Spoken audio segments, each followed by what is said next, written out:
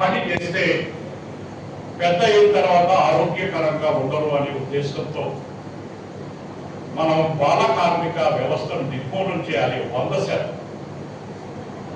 2030 నాటికి మన భారతదేశంలో ఒక్క బాల కార్మికుడు కూడా ఉండకూడదనే లక్ష్యంతో మన కేంద్ర రాష్ట్ర ప్రభుత్వాలు పనిచేస్తున్నాయి. ఆ దిశగా లేబర్ డిపార్ట్మెంట్ కానీ, పోలీస్ శాఖ కానీ, అలాగే ఐసిడిఎస్ డిపార్ట్మెంట్ కానీ, మనం ఏ ఒక్క డిపార్ట్మెంట్ వాళ్ళ పని అని బాలలు ఎవరితో సమానం?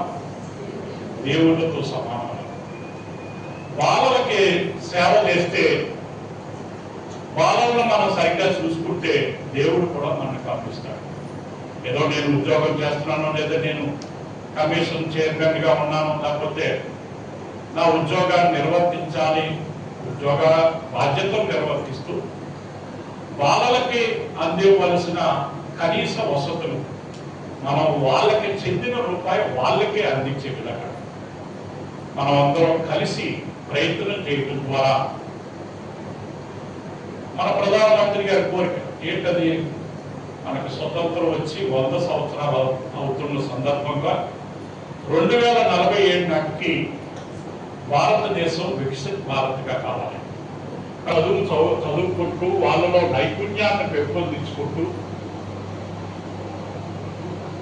ఎదిగితే వాళ్ళే రేపటి పౌరులు అవుతారు. కాబట్టి 2047 నాటికి మన ఆంధ్రప్రదేశ్ స్వర్ణాంధ్ర కావాలనే కాలం.